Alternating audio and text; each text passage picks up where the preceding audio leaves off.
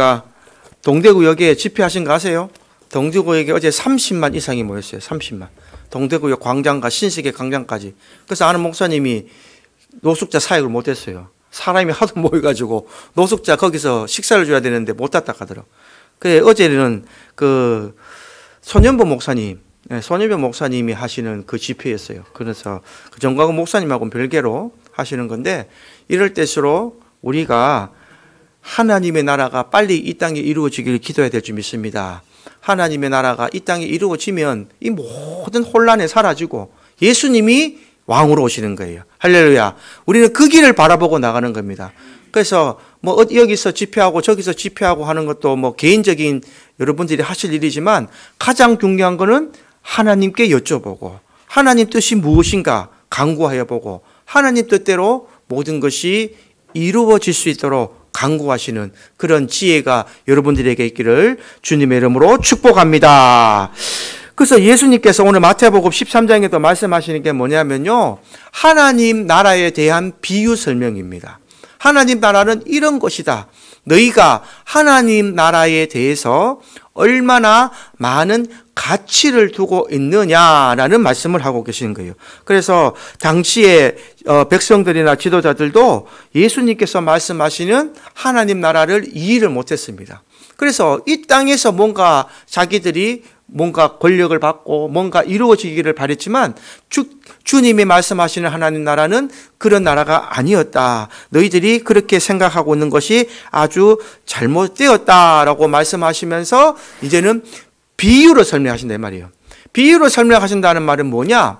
예수님께서 말씀을 빗대어서 말을 해도 못 알아들으니까 그래요. 못 알아들으니까. 그러니까 조금 더 쉬운 설명으로 말씀을 하신다. 그걸 비유입니다. 그래서 하나님 나라는 한 가지 방법으로 설명할 수 없습니다. 그래서 여러 가지 특징을 여러 가지 비유를 통해서 말씀하시는데, 오늘 그 비유를 한번 더 자세히 살펴보기를 바랍니다. 그래서 3절부터 말씀하시는 것이 뭐냐? 오늘 말씀해 보시면 천국을 비유하시는데, 이 씨 뿌리는 자의 비유로 말씀하시는 거예요. 씨 뿌리는 자. 그래서 이 비유가 천국 비유의 첫 비유고, 또 이 비유를 이해하지 못하면 천국을 이해할 수 없다 할 만큼 이 씨 뿌린 자의 비유가 아주 중요합니다. 그래서 마가복음에도 이것을 잘 설명하고 있는데요. 마가복음 우리 4장 11절에서 13절 말씀 우리 한번 읽어보겠습니다.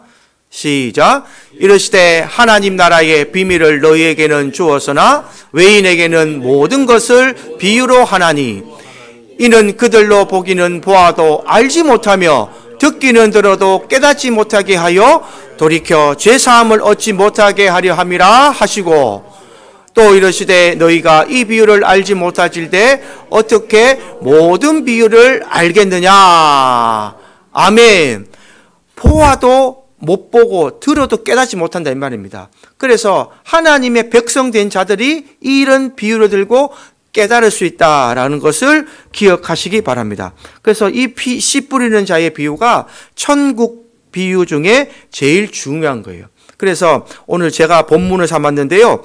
왜 이 씨 뿌린 자의 비유가 중요한가 하면, 이 하나님의 나라가 어디에 이루어지기 때문일까요?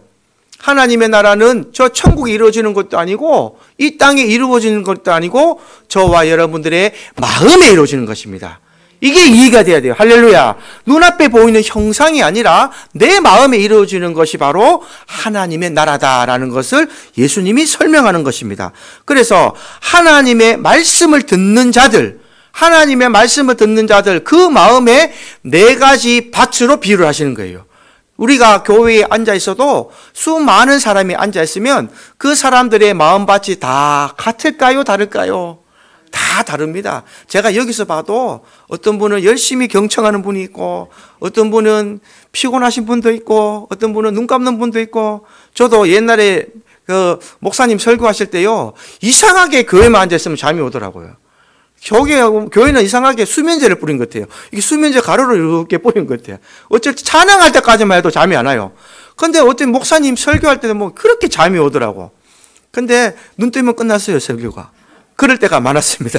근데 그럴 때는 내가 하나님 말씀을 잘 못 들었다. 예배가 별로 좀 빨리 끝났다 생각이 드는데 어쩔 때 내가 하나님께 예배 드릴 때가 기뻤냐면요. 내가 그 말씀을 들으려고 집중할 때. 목사님이 오늘 무슨 말씀을 하시는가? 어떤 말씀을 가지고 오셨는가? 저 말씀에 어떤 하나님 말씀이 내게 깨워주셔서 내게 어떤 이 은혜를 내려주실까? 그런 사모한 마음으로 들으면요. 그 시간이 정말 10분처럼 확 지나가더라고요. 그래서 하나님 목사님이 많은 말씀을 준비해도 내가 어떤 마음가짐을 안고 앉았는가에 따라서 말씀의 가치가 달라지는구나. 저는 개인적으로 그렇게 경험을 했습니다. 그런데 오늘 예수님께서도 그 얘기를 하십니다.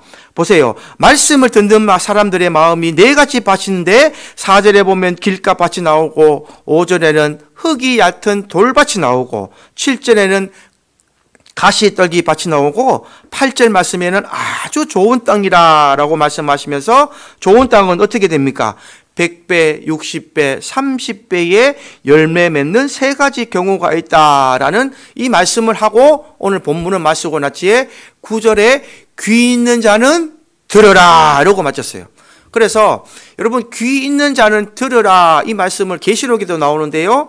하나님이 예수님이 왜 귀 있는 자는 들으라라는 말씀을 하셨을까요? 사람들은 다 귀가 있는데 왜 귀가 있는 자는 들으라라는 말을 할까요? 여기서 핵심은 뭐냐면요. 귀 있는 자는 들으라라는 말씀을 다시 직역을 하면요. 이 말씀을 사모하는 자는 들으라 이 말이에요. 사람이 마음이 변화될 때는요. 상대방의 말을 경청할 때부터 시작된다고 합니다. 사람이 그 사람과를 대화를 하면서 소통을 하려고 하는 그 마음, 그 상대방의 말을 들어주려는 그 마음이 시작될 때에 대화가 되지 서로 자기의 주장만 하는 것은 소통이 아니라 논쟁이 됩니다. 언쟁이 되는 거예요. 그래서 마음에 이 말씀을 들으려고 귀를 들으려고 하는 이 마음이 벌써 열려야 말씀이 깨달아진다는 말입니다. 그래서 귀 있는 자는 들으라 이 말은요. 너희가 마음을 열고 말씀을 들을 준비를 해라 이 말이에요.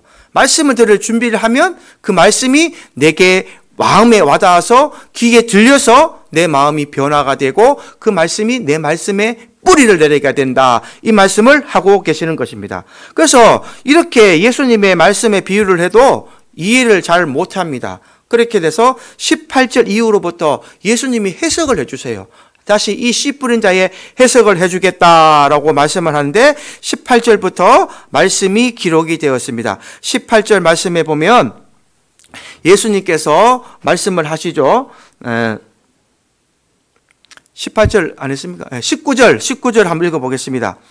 19절 시작. 아무나 천국 말씀을 듣고 깨닫지 못할 때는 악한 자가 와서 그 마음에 뿌려진 것을 빼앗나니 이는 곧 길가에 뿌려진 자요. 아멘. 자, 길가에 씨를 뿌려진 자의 마음은 뭐냐? 씨 뿌린 자의 비유를 들으라 말씀하시면서 제일 처음에 길가에 뿌려진 자는 뭐냐요? 하나님의 말씀을 듣기는 하는데 깨닫지 못하는 자. 그 제가 아까 금방 말씀드렸죠. 귀 있는 자는 들을지어다. 말씀을 들을 준비가 안 된 거예요. 말씀을 정말 듣기를 말하고 말씀을 사모하는 마음이 있으면 그 말씀을 듣고 깨달아지는데 말씀을 들을 준비가 안 됐으니까 그냥 1시간 앉아있다 가는 거예요. 내 귀에 아무 말씀이 안 들려. 그냥 내가 처음에 말했던 졸았던 내 모습. 예전에 내가 그냥 할머니가 가라 그러고 집에서 내가 교회를 다녀야 되는 그냥 의무감으로 교회를 갔기 때문에 그 시간이 졸리고 잠이 오는 거예요. 말씀을 사모하는 마음은 전혀 그때는 저는 없었다고 생각합니다. 왜냐? 할머니가 가라 그래서 갔기 때문에. 교회 가라서 가기는 갔는데 가니까 졸리고 이 시간을 어떻게 내가 빨리 보내고 가야 될까? 만약에 지금 우리 어느 운국이 저 어린아이도 지금은 약간 그런 개념이에요. 아빠 때문에 무서워서 앉아있는 거예요. 얘네들이 정말 말씀이 정말 사모해서 앉아있는 것보다는 아빠한테 혼나기 때문에 앉아있는 거라. 저는 개인적으로 그렇게 해석을 합니다. 그런데 이 사모하는 마음이 없으니까 어떻게 된다고요? 말씀을 듣기는 듣는데 깨닫지 못하는 거예요. 깨닫는 마음이 없어요. 다르게 말하면 들을 준비가 안 됐다는 겁니다.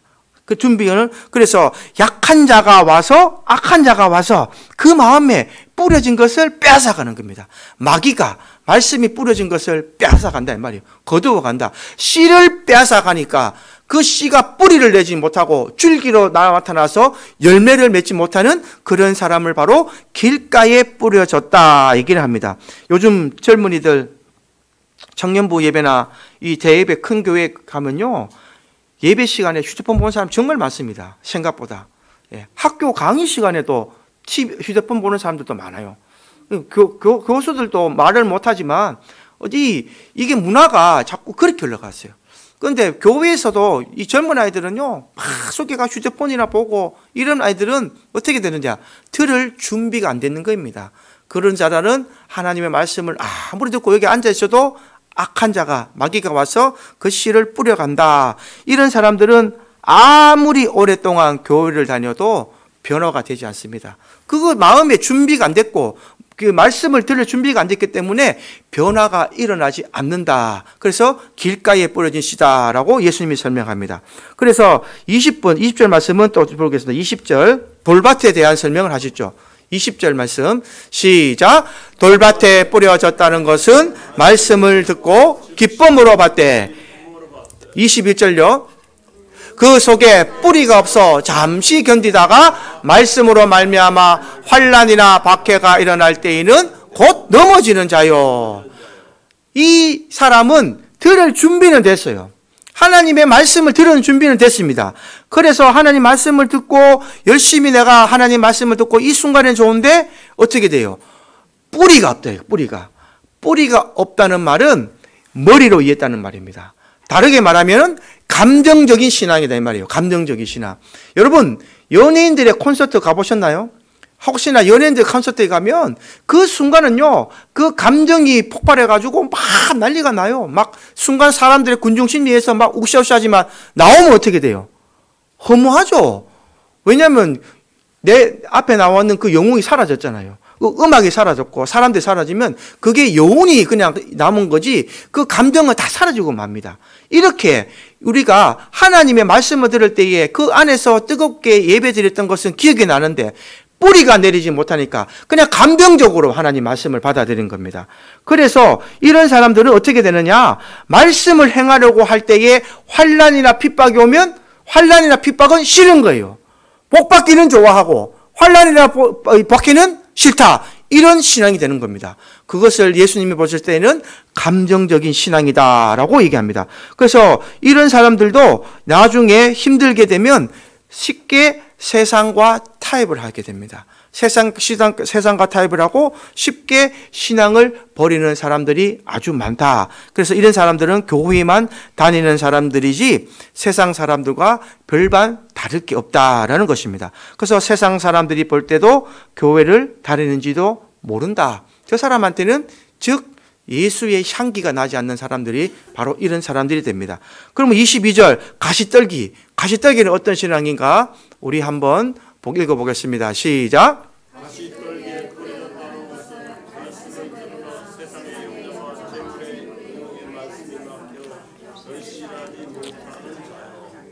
이게 무슨 말일까요? 말씀은 들으나 세상의 염려와 재물의 유혹에 말씀이 막혀 결실하지 못하는 자. 이걸 바로 양다리 신앙이라 그래요. 양다리 신앙. 한쪽 발은 하나님 말씀에 두고 한쪽 발은 세상에 두고. 그러니까 예수님의 앞에 그 전에 제가 설명드렸던 2주 전에 말씀드렸던 수고하고 무거운 짐진 자들아 다 내게로 오라. 짐을 누구한테 맡긴다고요? 예수님한테 맡겨라 그래야 되는데 내가 이 세상의 짐을 드는 거예요. 세상의 염려와 재물의 유혹에 이것을 말씀이 막힌다는 겁니다. 하나님 앞에 가려고 말씀으로 살려고 노력해야 되는데 이 말씀이 세상의 염려와 물질에 막힌다는 것이 바로 이 결신하지 못하는 자, 가시떨기에 붙은 자다 이 말이에요. 즉 이중적인 신앙생활 된 말이에요. 제가요 지금도 잘했다고 생각하는 것이 뭐냐면 제가 처음 IMF 터지고 이 요리사 자격증을 땄었습니다. 그때 요리사 자격증 그 당시로만 해도 20년 전에요. 25년 전에는요. 이 한식 조리사 자격증도 따기 힘들었어요. 많이 없었어요. 지금은 너무 많았는데 그때 IMF 때 터지고 제가 국가에서 하는 국비로 해가지고 이 요리사 자격증을 땄는데요. 제가 호텔에 바로 취직할 수 있었어요. 자격증만 있으면. 호텔에서 무조건 오라 그랬어요. 왜냐하면 그때 호텔은 무조건 자격증 있는 사람만 채용하게 돼 있거든요. 그래서 아마 제가 그때 호텔에 취업을 해서 호텔에 거기서 요리를 배웠다면 아마 제 인생은 또 달라질 줄 모릅니다. 근데 제가 그때 신앙을 열심히 하지는 않았어도 제 마음에 딱 남아있는 하나는 있었어요. 어릴 때부터 모태신앙이었던 저는 주일 성수는 해야 된다. 어떻게든 주일 성수는 해야 된다는 것을 귀에 못이 박히도록 살아서 그게 왠지 죄인 것 같았어요. 그리고 난 뒤에 저 신라 뷔페에서 저한테 연락이 왔었어요. 제가 자격증을 따니까 거기서 협회에서 무슨 등록이 되는지 어떻게 알고 전화가 왔어요. 신라 뷔페에서 나를 채용하겠다고 오라 그랬어요. 한식 자격증으로. 요리사로 쓰겠다고. 근데 제가 그 신라 뷔페를 갔을까요? 안 갔을까요? 안 갔습니다. 왜냐?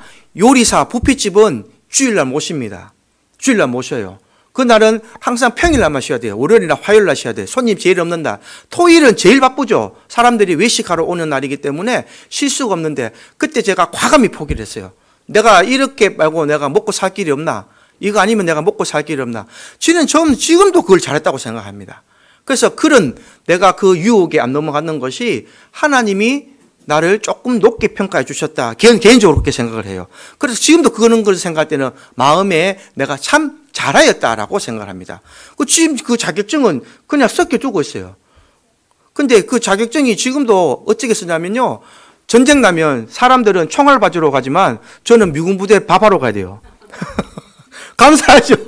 지금 나한테 미군 부대에서 연락이 왔어요. 그 교육도 받았다니까 제가요. 만약에 전쟁 나면은 그 자격증 있다고 나보고 밥하러 오라 그러더라고. 그래가 국가에서 그 자격증 하나 있다고 혹시나 전쟁 나면 나한테 그 취사병을 오라고 지금도 그 특기생으로 돼 있어요. 전쟁이 나면 저는 글로 가는 거예요. 밥하러. 미군 부대 가서 밥하러 가요. 그래서 전쟁이 안 날지는 모르지만 그렇게 일단은 잘 돼 있어요. 그래서 여러분 하나님 앞에서는요. 우리가 한번 결단해야 될 때가 옵니다. 세상의 유혹과 물질의 유혹에서 한번 결단할 때에 여러분은 과감히 하나님의 말씀을 지키고 하나님을 선택하는 여러분 되기를 주님의 이름으로 축복합니다. 그런 사람들은요 반드시 하나님이 복 줍니다. 이건 제가 확신할 수 있어요. 그거를 경험해 본 사람은요 하나님이 반드시 복을 주실 수밖에 없어요. 그래서 오늘 좋은 땅이 나오는 거예요. 좋은 땅이 바로 23절 말씀에 하나님이 지금 예수님께서 말씀하시는 겁니다. 23절 한번 우리 읽어보겠습니다. 시작. 좋은 땅에 뿌려진다는 것은 말씀을 듣고 깨닫는 자니 결실하여 어떤 것은 100배, 어떤 것은 60배, 어떤 것은 30배가 되느니라 하시더라. 할렐루야. 제일 먼저 뭐를 해야 돼요? 말씀을 듣고 나면 어떻게 돼요? 깨달아야 된다고요. 근데 어떻게 깨닫는다고요? 내가 듣고자 하는 마음이 있을 때, 내가 말씀을 듣고자 하는 마음이 있을 때 깨닫는다니까요. 이거는요 세상에도 동일하게 적용됩니다. 여러분 학급을 할 때에, 공부를 할 때에 학생들이 교수 말을 들으려고 집중할 때에 그 말씀이 내가 들리고 공부가 되는 거예요. 공부 시간에 막 노트 필기 하는데 막 그림 그리고 딴짓하면 그 시간에 교수님이나 선생님이 무슨 말인지 기억나는 사람 있으세요? 아무도 없어요. 그거는 똑같은 이치라니까요. 학교에서 공부 잘하는 학생은 뭐예요? 수업 시간에 선생님 말씀 잘 듣는 사람이잖아요. 그래서 옛날에 그 서울대 가고 지금은 많이 달라지만 옛날에 저 때만 해도 뭐 서울대 가고 서울의 유명한 대학 간 사람 인터뷰하면 뭐라 그래요? 공부 시간에 선생님 말씀 잘 듣고 교과서 위주로 공부했다 가잖아요. 그게 진리였으니까 그 문제가 거기서 나오니까 선생님 말씀 잘 듣고 교과서대로 공부하면 유명한 대학 갔잖아요. 다 서울대 가도 연고대 다 갔다니까요. 제 어릴 때도 공부 잘하는 친구들은 보면요 수업 시간에 확 틀림이 없어요. 선생님 말을 막 집중해서 듣고 필기하는 아들은 공부 잘하는 아들, 중간쯤 하는 아들은 약간 어정쩡하는 아들, 공부를 못하는 아들은 뭐예요? 그림 그리고 장난치고 딴짓하는 아들. 딱 구분되거든요. 하나님 말씀도 똑같다는 거예요. 교회에 와서 하나님 말씀을 듣고 들을 때에 깨달으려고 집중할 때에 하나님 말씀이 내 귀에 들리는 줄 기억하시기 바랍니다. 말씀을 사모해야 그 말씀이 들리고 말씀이 사모해서 내 말씀에 뿌리가 내리니까 그런 환난이나 고통이나 시험이 올 때도 내가 말씀을 의지해서 이길 수 있는 거예요. 그러면 말씀을 의지해서 이기고 나니까 내 그 말씀이 뿌리가 내려야 안 내려요. 뿌리가 내리니까 그 뿌리가 다시 자라고 줄기가 되고 열매를 맺는 거예요. 100배, 60배, 30배의 결말을 내릴 수 있다라는 것입니다. 그래서 하나님 나라 백성의 가장 큰 특징은 무엇일까요? 하나님 나라의 가장 큰 특징은 마음에 하나님의 말씀이 깨달아지는 것입니다. 이게 정리가 되는 거예요. 하나님 말씀이 내 마음에 깨달아져야 그 말씀에 내 마음이 이루어져서 내 마음에 하나님의 나라가 이루어진다는 사실입니다. 이것은요, 예수님이 하신 말씀이시기 때문에 다른 방법은 없어요. 이 방법 그대로 실천하셔야 바로 말씀이 깨달아지고, 말씀이 깨닫게 하는 분이 바로 성령 하나님이시다라는 것을 기억하시기 바랍니다. 그래서 이것이 이루어지고 이것이 내게 차곡차곡 쌓이게 되면 어떻게 될까요? 하나님의 인격이 내 안에 들어오게 됩니다. 하나님의 인격이 내 안에 들어와서 내가 가지고 있던 인격과 성품이 사라지고 하나님의 인격과 하나님의 성품으로 내가 바뀌어져 가는 겁니다. 그걸 바뀌어져 가서 갈라디아서에 보면 사도 바울이 이렇게 설명합니다. 그것은 바로 성령의 열매로 나타난다. 그래서 갈라디아 5장 22절부터 말하면요, 사랑과 희락과 화평과 오래 참음과 자비와 양성과 온유와 절제가 된다. 충성이 있다. 이렇게 9가지 열매로 결실을 맺게 되는 것이 바로 우리 성도의 삶이 되는 것입니다. 그래서 이게 코스가 그대로 이어져야 되는 거예요. 그래서 이 생활에 다 접어들어서 이 9가지 열매가 여러분의 열매가 되시고 9가지 열매보다 더 많은 열매를 여러분의 삶으로 나타내셔서 하나님의 말씀이 좋은 땅에 심겨진 여러분이 되시기를 주님의 이름으로 축복합니다. 이게 안 이루어지면은 이 변화가 안 이루어지는 거예요. 그래서 가장 먼저 하나님의 말씀을 듣고 하나님의 나라가 이루어져야 된다. 그리고 24절부터 30절부터 뒤로 쭉 가면서 계속 가라지 비유하시고 또 다른 비유를 하고 하십니다. 24절 말씀해 보시면 예수께서 그들 앞에 또 비유를 들어 이르시되 천국은 좋은 씨를 제 밭에 버린 싸전과 같으니. 25절 말씀 읽어보겠습니다. 시작. 사람들이 잘 때에 그 원수가 와서 곡식 가운데 가라지를 덧뿌리고 갔다. 잘 때에 원수가 곡식 가운데 가라지를 덧뿌리고 갔대요. 지금 여러분 곧 있으면 우리 여기 가창에는 또 농부들이 이제 모내기를 할 건데, 농부들이 모내기를 할 때에 가라지를 심는 농부를 보셨나요? 아무도 없습니다. 근데 이상하게 시간이 지나고 보면 가라지가 있을까요, 없을까요? 있어요. 희한하죠. 나는 가라지를 심지 않았는데, 나는 모내기 할 때 분명히 뭐만 심었는데 가라지가 있는 겁니다. 근데 누가 사냐? 우리가 잘 때에 원수, 마귀가 와서 가라지를 우리 마음에 덧뿌리고 갔다 이 말이에요. 왜 덧뿌리고 갔느냐? 바로 사탄의 일꾼들이 바로 가라지를 덧뿌리고 갔다.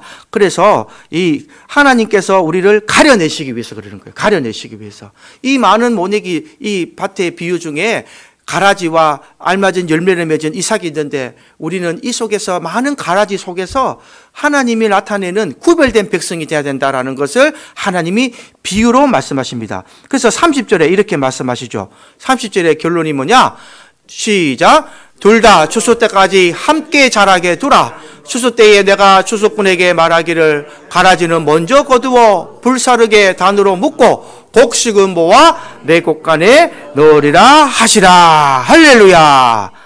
그래서 여러분, 지금 신천지가 판을 치고 하나님 교회가 판을 치고 여호와의 증인, 여러분 이 추운데도 제가 한번 목요일이니까 자동차 검사로 나가니까요, 저기 파동 곳곳에 다 대세우고 여호와의 증인 파수꾼이라 그래요. 그 사람들 그거 여호와의 증인 소리들을 아직도 이 추운 데서 사람들 하고 있더라고요.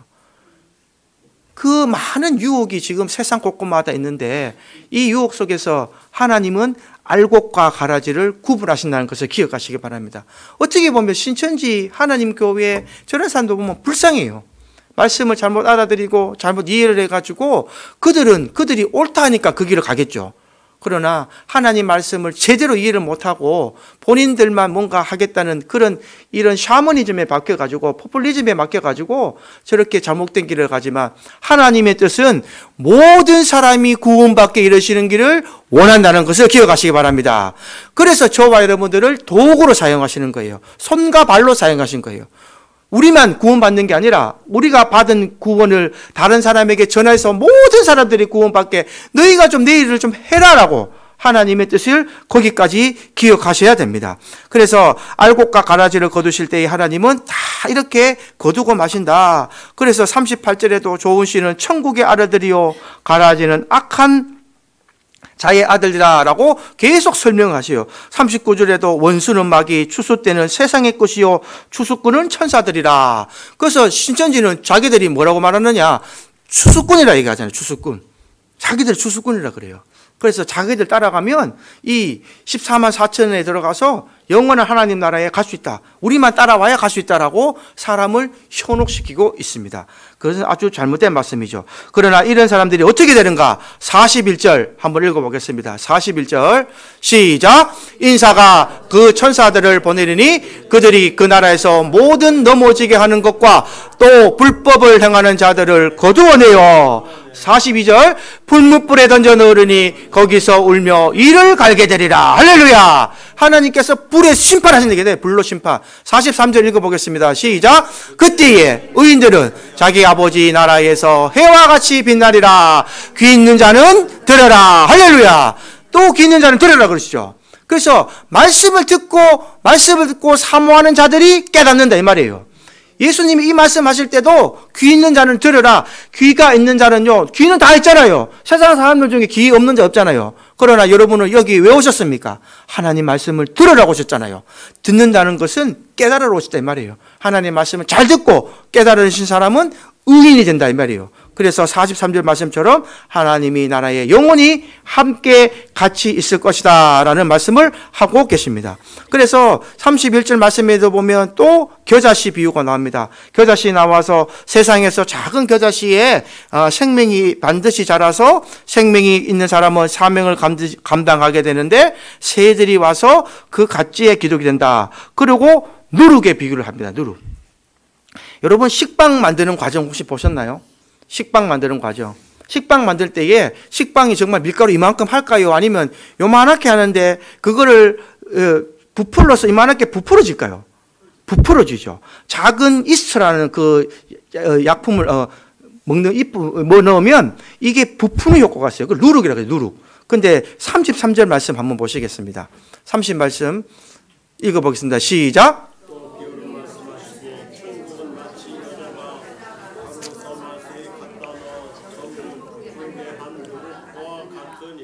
할렐루야. 지금 저와 여러분이 이 누룩의 역할을 하시기를 주님의 이름으로 축복합니다. 이게 뭐냐면요, 여러분이 나가서 이 누룩의 역할을 하라 이 말이에요. 여러분 한 사람 한 사람이 작은 게 아니라 여러분 한 사람 한 사람 이 작은 사람이 가서 세상을 변화시키는 겁니다. 할렐루야.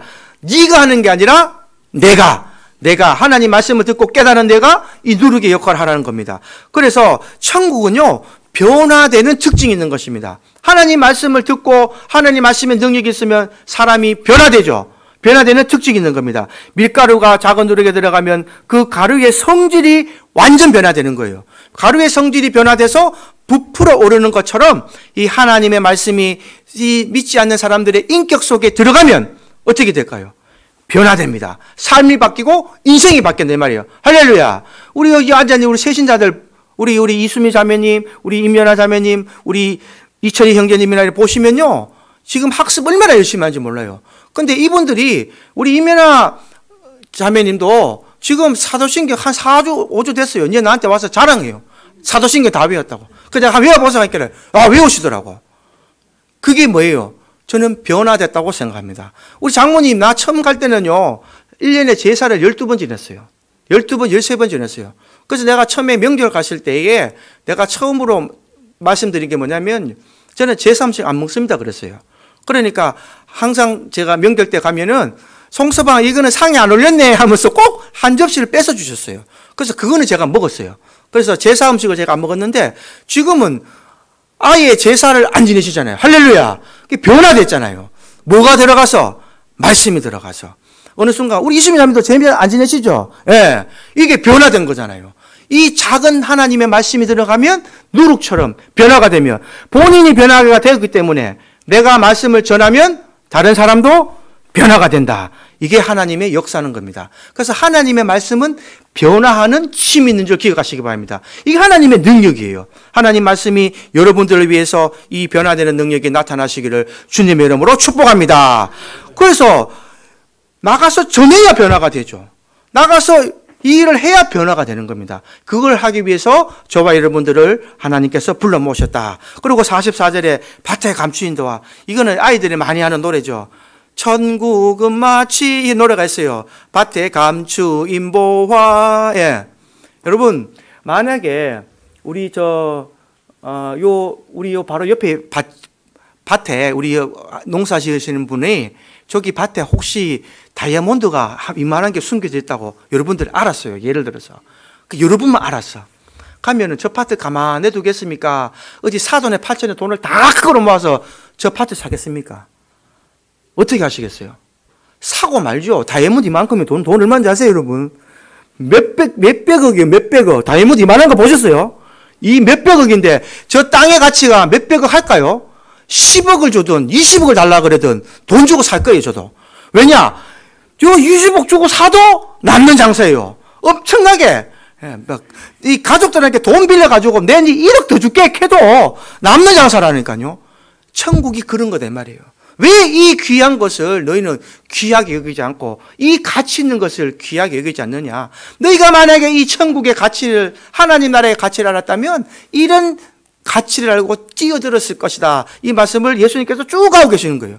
그래서 하나님의 나라 가치는요, 이 땅의 어떤 것과 바꿀 수 없다. 할렐루야. 이 땅의 어떤 가치와 어떤 재물과 어떤 권세와도 바꿀 수 없다는 것을 기억하시기 바랍니다. 여러분 목숨이 중요한 것이 제일 중요한 거예요. 돈을 내가 여러분들한테 지금 10억씩, 100억씩 나눠준다는데 여러분들이 생명이 없으면 쓸 수 있습니까? 없습니까? 천국이 그렇다는 거예요. 내가 이 땅에 살았을 때 잠시 살고 영원한 생명이 있다면요, 이 땅에 사는 이 100세도 안 되는 삶에 목숨 걸지 마시라는 겁니다. 이 땅에 어차피 저와 여러분은 가는 데는 순서 없습니다. 제가 먼저 갈지 여러분 먼저 갈지 어떻게 합니까? 그러나 이 땅에서 길어야 100년, 120년이에요. 그 이상은 살고 싶어도 못 삽니다. 왜? 성경에 그렇게 기록되어 있어요. 120년까지 못 산다고. 그래서 120년을 못 넘깁니다, 사람은.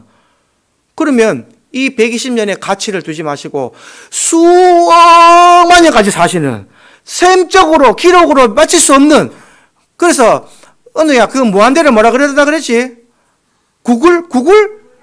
무한대 구글이지? 구글 플러스라 그래요. 이 구글이라는 단어를 제가 몰랐는데 얘들 때문에 알았어요.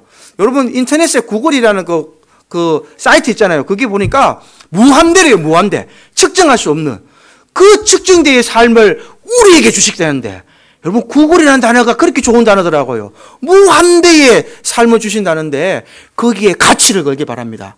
그 가치가 얼마나 귀중한 것인지 기억하시면 120년의 삶의 목숨을 거시겠습니까? 구글의 무한대의 여러분의 삶의 가치를 거시겠습니까? 저는 구글에 걸겠습니다. 그건 뭐 뒷말 안 하고 걸겠습니다. 이 땅에 120년 좀 힘들고 어려움 어떻습니까? 하나님이 무한대로 구글의 삶을 주시겠다는데, 오늘 천국 하나님 나라가 이렇게 비유하시는 거예요. 그래서 예수님이 이 땅에 와서 유대인들이나 율법학자들이나 이 예수님을 안다는 율법들을 아는 사람들이 다 이것을 모르고 있다는 거예요. 하나님 나라의 가치를 모르고 저마다의 셈을 하고 있으니까 예수님께서 답답해서 내가 죽겠다 이놈들아, 내가 너희 때문에 죽겠다, 그래서 내가 이것을 가르쳐준다고 못 알아들으니까 비유로 설명하고 계시는 겁니다. 그래서 마무리를 지으면요, 예수님께서 마지막에 52절에 이렇게 말씀하십니다. 우리 52절 한번 읽어보겠습니다. 시작. 예수께서 이르시되 그러므로 천국의 제자된 서기관마다 마치 새 것과 옛 것을 그 곳간에서 내오는 집주인과 같으니라. 할렐루야. 이 하나님이, 예수님의 해석은 다른 것이 아니다는 거예요. 예수님이, 이 율법학자들은 자꾸 구약의 말씀을 들어서 자기들의 말씀이 옳다, 구약 말씀이 잘못됐다라고 얘기하지만 아니다. 지금 너희가 나보다 새 것과 옛 것을 곳간에서 내오는 집주인과 같이 살아내 말이에요. 여기서 새 것과 옛 것은 구약과 신약입니다. 구약과 신약을 다 깨달으라 이 말입니다. 구약을 알아야 신약을 깨닫는 것처럼 구약과 예들을 다 깨달아서 천국의 제자단 서기관이 되시길 바랍니다. 천국의 제자단 서기관이 되면 새 것과 옛 것을 그 곳간에서 내오는 집주인과 같이 말씀을 제대로 알아라 이 말이에요. 말씀을 제대로 알아라. 예수님 말씀을 제대로 알고 깨달으라는 겁니다. 그래서 너희가 이 삶을 살 때에 너희가 변하지 않고 자꾸 말씀으로 사람을 정죄 정죄하고 비판하는 이 율법과 서기관들아, 그리고 그 말씀을 가지고 구원의 문제 가지고 사람들에게 이 면죄권을 사고 팔았고, 이 자기들 이 기득권자들의 이 재물에 눈이 어두웠던 자들에게 예수님께서 심판하는 메시지를 주시는 거다 이 말입니다. 그래서 세상의 유혹과 물질에 흔들리지 마시고 오늘 천국의 비유를 잘 기억하셔서 하나님이 국을 무한대에 우리에게 주시고자 하는 그 천국을 다 티켓을 받으시고 이 땅에서 미리 여러분의 마음에 하나님의 나라가 다 이루어지셔서 내가 하나님의 나라가 이루어졌다면 거기서 만족하는 것이 아니라 내가 경험한 이 하나님의 나라를 다시 선포하고 다시 전하는 여러분들 되시기를 주님의 이름으로 축복합니다. 찬송가 242장